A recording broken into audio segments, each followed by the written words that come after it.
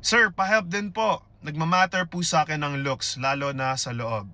Ford Territory Hybrid or Toyota Corolla Cross Hybrid. This is gonna be very interesting. So, Nini, Panini, shoutout sa'yo. Tara, sagutin natin. So, since di mo nilagyan kung anong variant or model yung gusto mong i-compare natin, I think I'll just decide to go and compare both yung base models nila, no? Kasi I think it's gonna be a greater matchup with 1.4 million, around that range, parehong base model. I think it's really very interesting, and yun nga, is yung top of the line kasi nila is gonna be a different story din kasi. Si Toyota Corolla Cross Hybrid G base model only comes with fabric seats.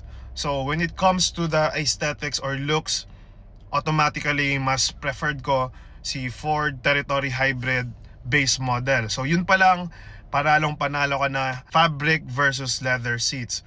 And then when it comes to the exterior looks naman, dati I would love to own the Ford Territory na yung facelift version. Kasi ngayon, if you guys don't know, may bagong version na kasi yung muka or front face siya ni Ford Territory. Now that it comes with hybrid, they decided to reshape and redesign the hood or the front face. So, yung bagong version niya, para sa akin, mas prefer ko yung pre-facelift model. So, when it comes to the looks then, in my honest opinion, with Toyota Corolla Cross Hybrid, dati pa, hindi ko rin siya masyadong natripan. But, yun nga, para sa akin, futuristic siya and it's not there yet for me in terms of the looks.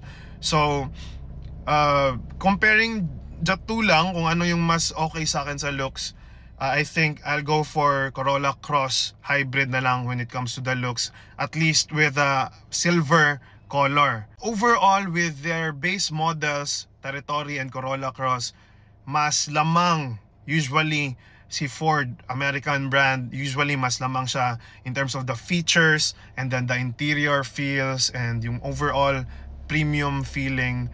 Usually, for this case, lalo na kahit base model, Ford Territory Hybrid is really awesome, lalong-lalo na sa loob. So, that's my humble opinion. Sana nakatulong. Go ahead and watch my crossover SUVs playlist on YouTube. See you there.